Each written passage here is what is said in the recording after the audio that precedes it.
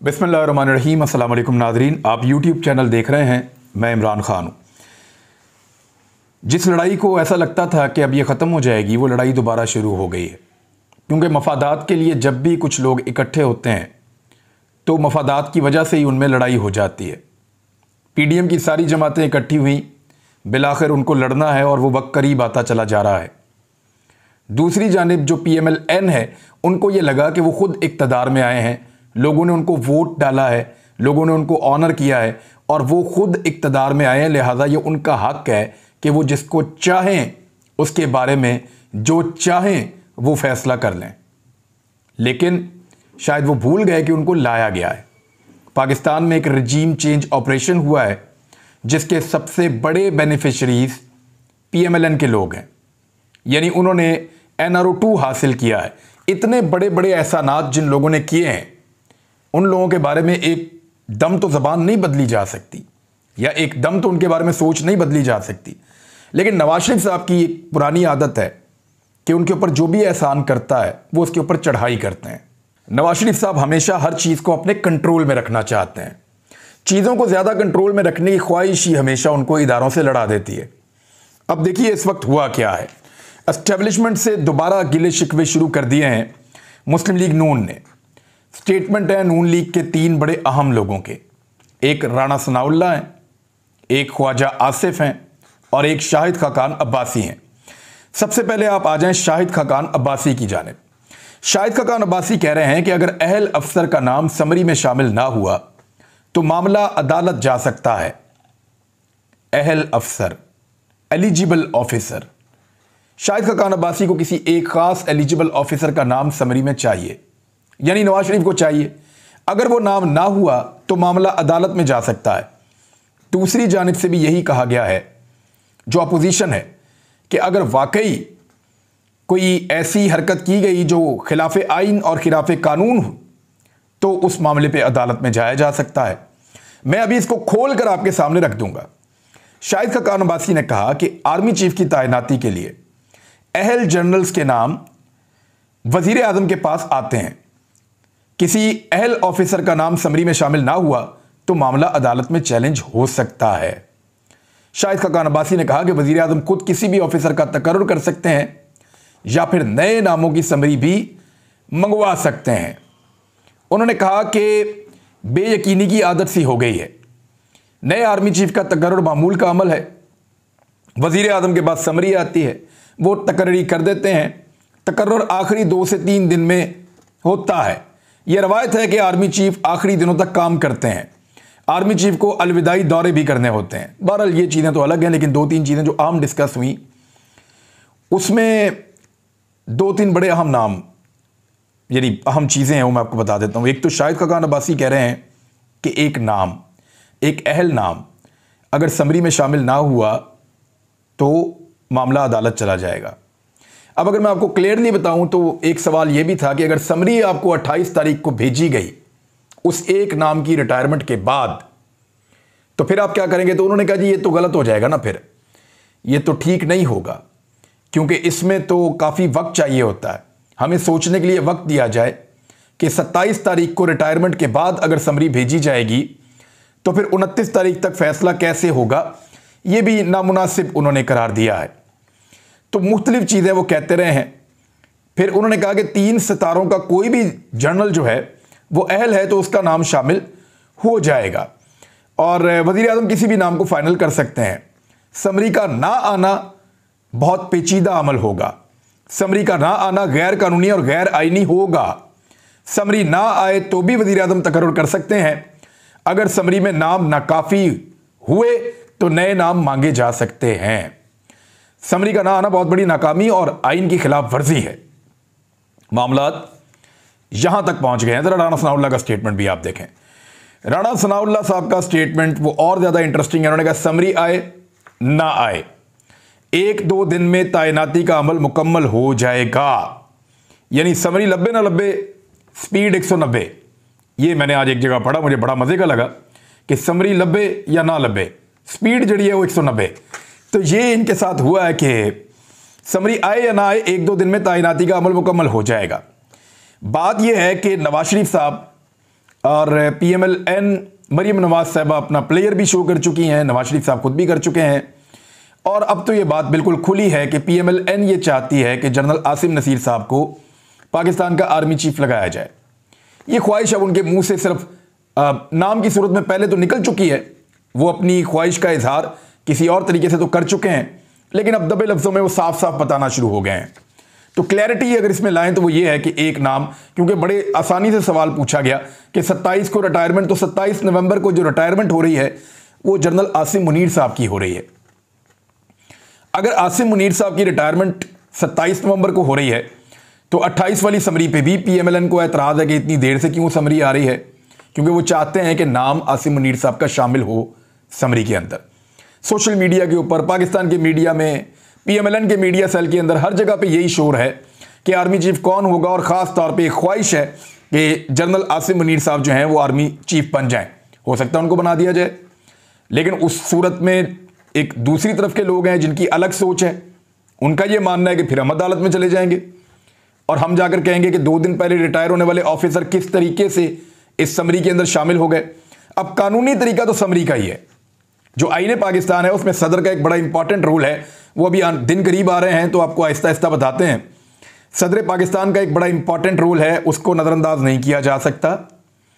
इसके अंदर वज़ीर आज़म का एक बड़ा इंपॉर्टेंट रोल है, और इसमें अफवाज पाकिस्तान की जो समरी आती है वज़ारत दिफा की जानिब से, उसका एक बड़ा अहम रोल है।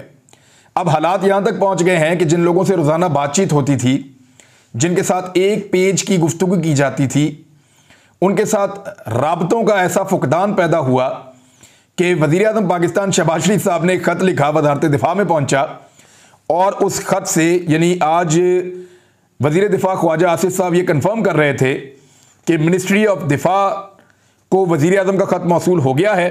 वो ख़त GHQ को कम्युनिकेट हो गया है, यानी GHQ को डायरेक्टली वो ख़त तो नहीं दिया, लेकिन उसके अंदर जो अल्फाज या जो बातें बताई गई हैं वो कम्युनिकेट कर दिया गया है। गालिबन यही कहा गया है कि आप समरी जो नामों की है वो भिजवाई जाए और उसके ऊपर फिर आर्मी चीफ का तकर्रुर किया जाए। अब सब लोग जो हैं वो कोई 1 दिन की बात करता है, कोई 4 दिन की बात करता है, कोई 2 दिन की बात करता है, कोई ये कहता है कि 28 तारीख को समरी जाएगी। तो जितने मुंह उतनी बातें। लेकिन PMLN की ख्वाहिश अपनी जगह पे अभी भी टिकी हुई है। उन्होंने सारी उम्मीदें वाबस्ता की हुई हैं एक मखसूस तैनाती से। हालांकि इससे पहले जब भी उन्होंने मखसूस तैनाती करने की कोशिश की है, हर दफ़ा मुंह की खाई है। जब भी उन्होंने कुछ हासिल करने की कोशिश की, हमेशा मुंह की खाई है। आज तो लहजा जो है वो थोड़ा सा धमकिया में भी था ख्वाजा आसिफ साहब का। देखिए, ये तो इदारा तय करेगा ना कि समरी में किसके नाम लिखने हैं, और आईनी क्या है, गैर आईनी क्या है, ये इदारा समझता भी है इसको।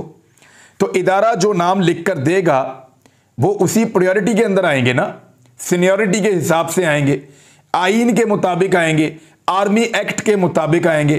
तो लेट द इंस्टीट्यूशन डिसाइड, इदारे को तय करने दीजिए, और इदारा जो नाम दे उसमें से फिर वज़ीर आज़म पाकिस्तान को अगर वो नाम पसंद है तो वो उनमें से किसी एक नाम का इंतखाब कर सकते हैं, या फिर वो मज़ीद नाम मंगवा सकते हैं।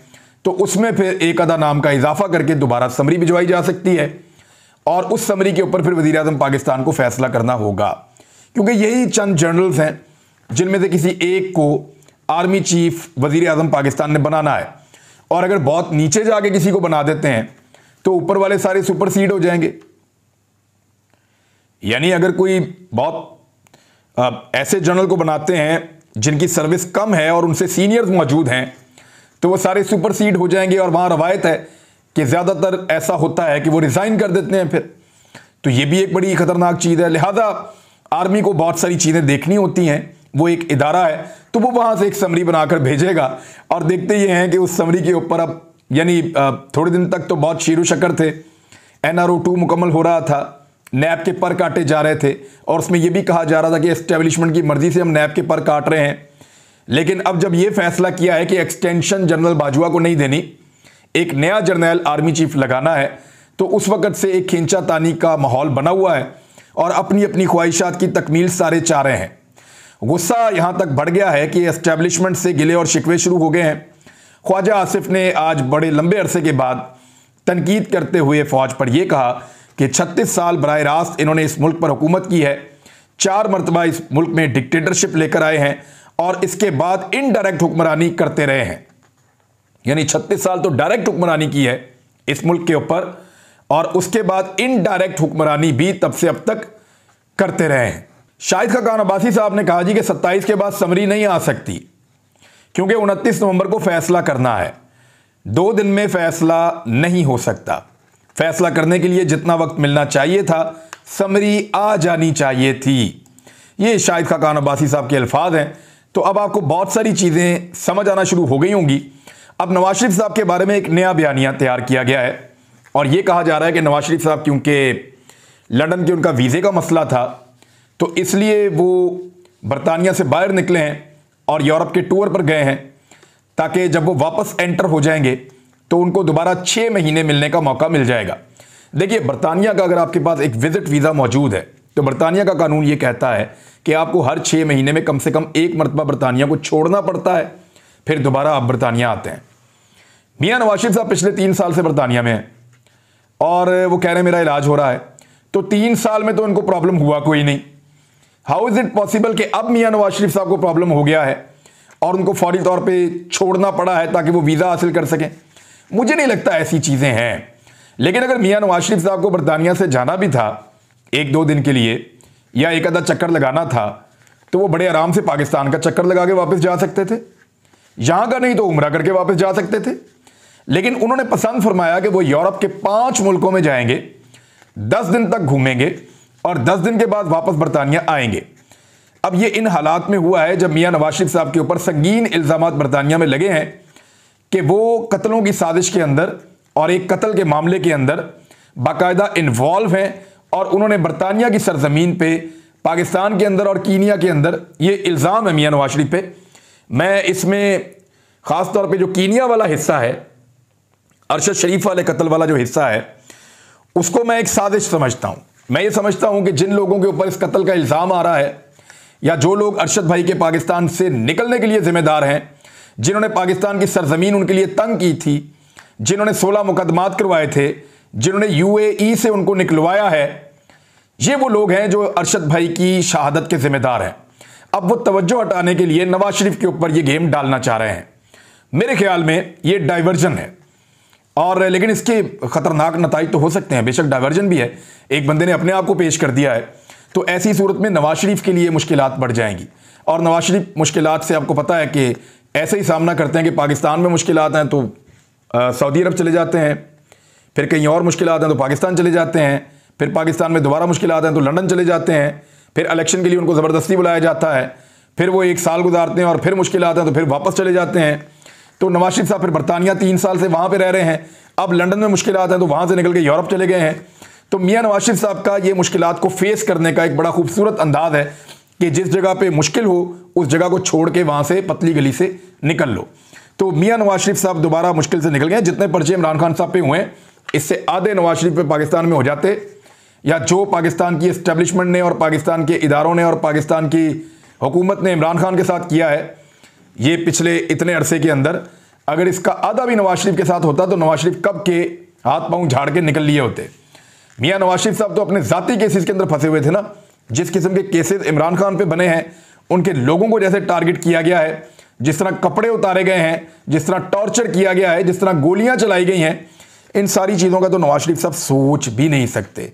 बहरहाल मियाँ नवाज शरीफ साहब जो हैं वो अब टूर पे निकल लिए, और आज के बाद अगर कोई आपको कहे ना कि मियाँ नवाज शरीफ साहब बीमार हैं, वो अपना इलाज करवा के पाकिस्तान वापस आ जाएंगे, तो आपने उनके साथ बहस नहीं करनी, बल्कि उस आदमी के लिए दुआ करनी है। आपने दुआ करनी है कि या अल्लाह इस आदमी की ज़हनी हालत को ठीक कर दे और इसको सेहतयाब कर दे और इसको हदायत अता फरमा। जो भी आदमी या औरत आपसे आज के बाद ये बात करे कि मियाँ नवाज शरीफ साहब बीमार हैं, अपना इलाज करवा के पाकिस्तान वापस आ जाएंगे, तो आपने उससे झगड़ा नहीं करना। आपने उस पर रहम खाना है, आपने उस पर तरस खाना है, आपने उसके लिए हाथ उठाकर अल्लाह से दुआ करनी है कि या अल्लाह ताला इसको इस नफ्सियाती मर्ज से सेहत अता फरमा, इसको तंदुरुस्ती वाली ज़िंदगी दे और इसको हदायत अता फरमा। क्योंकि ये एक ऐसी ज़हनी कैफियत है जिसमें से ये लोग नहीं निकल सकते। उनको एक ऐसे आदमी में इनकलाबी नज़र आ रहा है जिस आदमी का इनकलाब के साथ कोई दूर तक का ताल्लुक नहीं है। इमरान खान साहब के बारे में जो एक बड़ी सीरियस थ्रेट है। अब जब वो पहुंचेंगे 26 और 27 को तो बड़ा खौफनाक एक सिनेरियो है। इमरान खान साहब भी अपने मुखालिफिन के लिए क्रिएट कर सकते हैं। दूसरा, कुछ इंटेलिजेंस रिपोर्ट्स आ रही हैं और ये पता चल रहा है कि इमरान खान साहब को इस मरतबा रास्ते से हटाने के लिए एक बड़ा खौफनाक मंसूबा तैयार किया जा रहा है। लेकिन अगर इमरान खान साहब अपने आप को सिक्योर करते हैं और एक बंकर नमा कंटेनर के अंदर रहते हैं और बुलेट प्रूफ वॉल के पीछे चले जाते हैं, तो ऐसी सूरत में लोग भी महफूज हो जाएंगे बाहर, क्योंकि जिसने भी अटैक करना है या टारगेट करना है वो इमरान खान को करना है। अगर उनको ये पता है कि इमरान खान महफूज है और उसके ऊपर अटैक नहीं हो सकता, तो फिर लोग भी महफूज रहेंगे। अगर इमरान खान वुल्नरेबल होंगे और सामने मौजूद होंगे तो इमरान खान के बहाने लोगों को भी नुकसान पहुंचाया जा सकता है, क्योंकि उनकी वजह से ऐसा होगा। लिहाजा सब ये मशवरा दे रहे हैं कि इमरान खान साहब एक बेहतर कंटेनर में, एक बुलेट प्रूफ बम प्रूफ कंटेनर के अंदर मौजूद रहें और अपना लॉन्ग मार्च जो है उसको वहां पे इस तरीके से जारी रखें। इमरान खान के खिलाफ तोशाखाना रेफरेंस का मामला, इमरान खान फौजदारी कार्रवाई का रेफरेंस ट्रायल कोर्ट को मौसूल हो गया है और इस्लामाबाद की डिस्ट्रिक्ट कोर्ट ने इमरान खान के खिलाफ ट्रायल का आगाज कर दिया है। ये वो इलेक्शन कमीशन वाला मामला जो है वो अब कोर्ट के अंदर गया है। अब यहां पे भी इन्फ्लुएंस किया जाएगा। देखते हैं इमरान खान साहब इसमें से कैसे निकलते हैं, उनके लॉयर्स क्या करते हैं। अब तक के लिए इतने, अपना ख्याल रखिएगा, अपने इस चैनल का भी। अल्लाह हाफिज़।